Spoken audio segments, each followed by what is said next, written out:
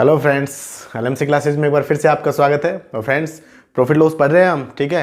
और profit loss में मैंने आपको जो क्वेश्चन पढ़ा रहा था ना, उससे थोड़ा सा अपर लेवल लेके चल रहा हूँ। क्वेश्चन उसी तरीके से होंगे, लेकिन थोड़ा सा लेवल थोड़ा सा आगे बढ़ाएंगे, ठीक है। तो देखिए, बेसिक चीज़ तो मैंने कल के वीडियो में आपको बताई दी थी कि कैसे करना है कैसे नहीं करना। तो हम पहले क्वेश्चन देखते हैं, उसके बाद बात करेंगे। देखिए, इसमें लिख रखा है, एक दुकानदार कुछ वस्तुओं को 4 रुपये में 3 वस्तु की दर से खरीदता है और वह उतना ही वस्तु 3 रुपये में 2 वस्तु की दर से खरीदता है और वह इन सभी वस्तुओं को 4 रुपये में 2 वस्तु की दर से बेच देता है। तो उसका लाभ या हानि प्रतिशत बताओ, है ना।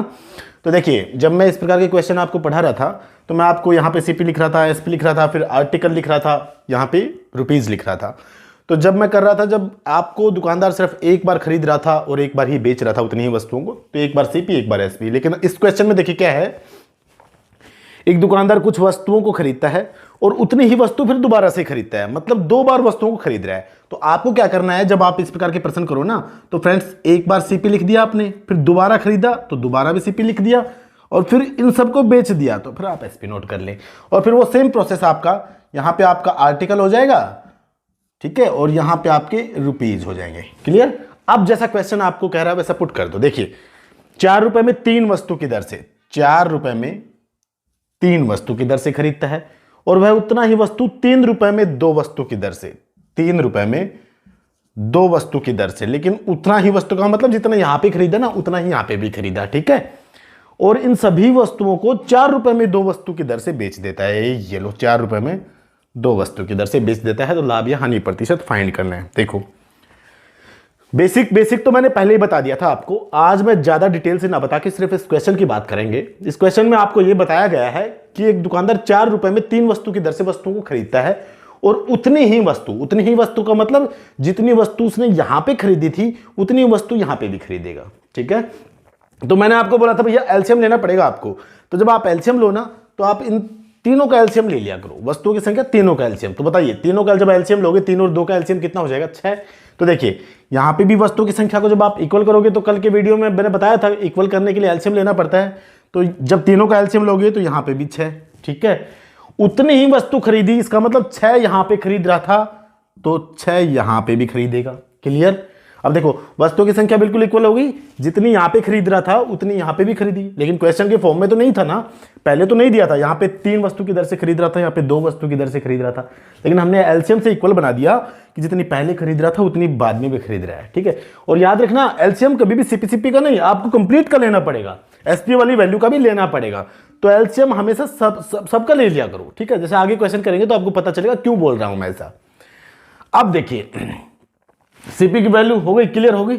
अच्छा, अब ये कह रहा है इन सभी वस्तुओं को बेच देता है 4 रुपए में 2 वस्तु की दर से बेच देता है। इन सभी वस्तुओं को मतलब 6 ये भी और 6 ये भी, तो यहां पे 12 वस्तुएं आएंगी। 6 ये और 6 ये, 12 वस्तुएं। इन सभी वस्तुओं को बेच देता है, मतलब 12 वस्तुएं बेच दी। क्लियर है, कोई डाउट नहीं है, बस कर लो। तो देखिए, 2 गुना वस्तुएं खरीद रहे हैं, यहां पे आप 2 गुना पैसों भी ले लोगे, 4 दूनी 8।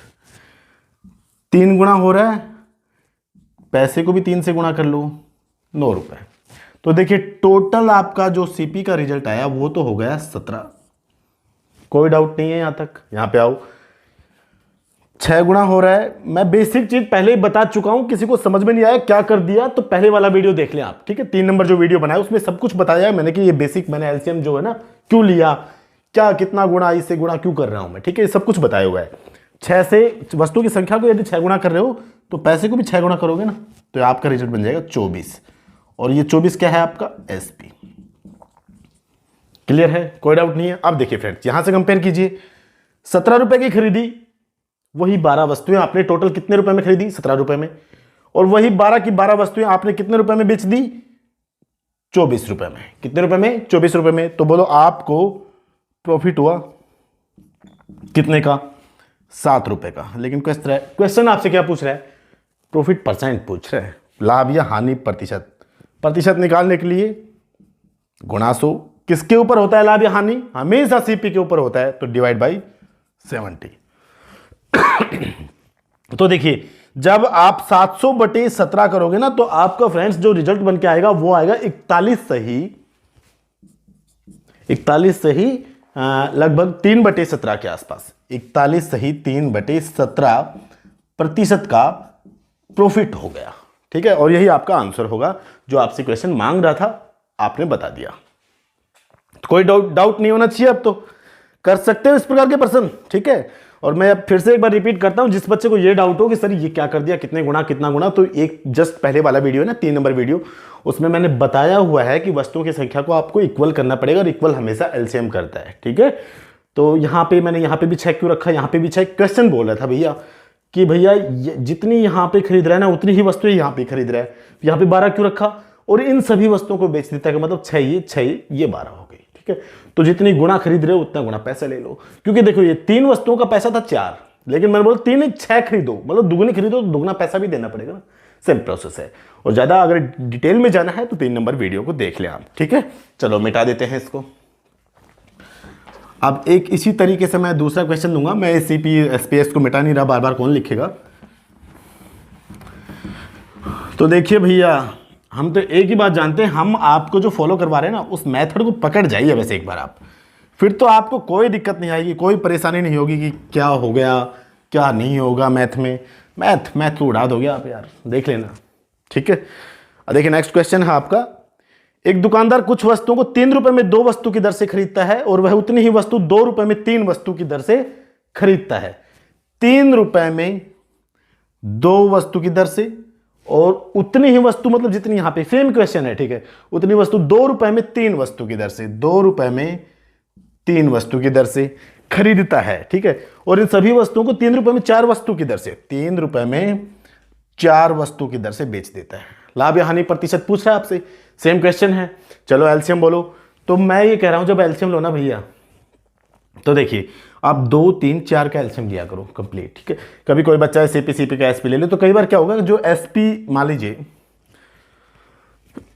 अभी तो ये वैल्यू कट जाएंगी, लेकिन मान लीजिए आपने सीपी का ही एलसीएम ले लिया, सिर्फ यहाँ पे कोई वैल्यू ऐसी आ गई, मान लीजिए 5 आ गई, यहाँ पे भी 5 मान लीजिए। ठीक है, होगा नहीं एलसीएम तो 6 हो जाएगा, लेकिन मान लीजिए यहाँ पे भी 5 आ गई, यहाँ पे भी 5 आ गई, तो 5 और 5 जब आप 10 करोगे ना, और 10 को यहाँ पे पुट करोगे तो 4 से कटेगी नहीं, 2.5 से कटेगी, फिर कैलकुलेशन बड़ी हो जाएगी, है ना। तो आप क्या करेंगे, जब भी आपको एलसीएम लेना पड़े तो इन तीनों का कॉम्बिनेशन लेके एलसीएम ले लो, ताकि एलसीएम में अगर इसको लोगे आप तो इससे तो वैल्यू कटेगी, उससे जितना जोड़ोगे तो कट जाएगी, वो तो कोई दिक्कत नहीं, उसका मल्टीपल होगा वो उतना, तो कोई परेशानी नहीं होगी आपको। ठीक है, तो देखिए 3 2 और 4 का एलसीएम फ्रेंड्स कितना हो जाएगा बताओ आप, 12। तो यहाँ पे भी आप 12 रख दें, उतनी वस्तुएं खरीदता है, इसका मतलब यहाँ पे भी 12 रख दे, जितनी पहले खरीदी उतनी बाद में खरीद ली, सभी को बेच दिया, मतलब इनको और इनको दोनों को बेच दिया, इनको जोड़ दो आप 12 और 12, यहाँ पे आप 24 रखते हैं, 24 वस्तुओं को बेच दिया। अब देखिए जितनी गुना वस्तुएं हो गई उतना गुना पैसा भी लोगे आप, ये लो 6 गुना वस्तुएं थी, लो भैया 6 गुना पैसे लो, 6 तियाँ 18, ये लो 3 चौक 12, 4 गुना वस्तुएं थी, ये लो भैया 4 गुना पैसे लो, हो गया टोटल। देखिए सीपी कितना हो गया, 26 हो गया। किसी बच्चे को यहाँ तक कोई डाउट नहीं कि ये जो 24 वस्तुएं थी इनका टोटल जो सीपी हुआ ना भैया 26 रुपये हो गया। ठीक है, आप देखिए एसपी के फाइन करते हैं अपन, 12 4 6 का 24 गुणा 6 कर रहे हो, इधर भी गुणा 6 करोगे, 6 तियाँ 18, तो आपका एसपी हो गया 18। और ये भी कितनी वस्तुओं का भैया, 24 वस्तुओं का। तो ये जो 24 वस्तुएं थी ये वाली दोनों, ये आपने खरीदी कितने में, 26 में, और यही 24 वस्तुएं आपने बेची कितने में, 18 में। तो आपको क्या हुआ, आपको लॉस हो गया, कितने का, शायद 8 रुपए का हो गया भाई। 26 में से 18 को माइनस किया आपने, इन दोनों को देखो कंपेयर इससे करनी है, लॉस हो गया कितने रुपए का, 8 रुपए का। परसेंटेज निकालना आपको, लॉस के रुपए नहीं पूछ रहा, लॉस परसेंट पूछ रहा है आपसे। तो लॉस परसेंट निकालने के लिए गुणा 100 और बटे सीपी की वैल्यू 26।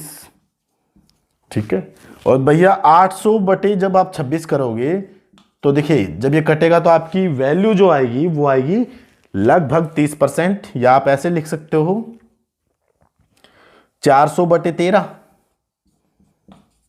तो ये बन जाएगा 13 या 39, 30 सही,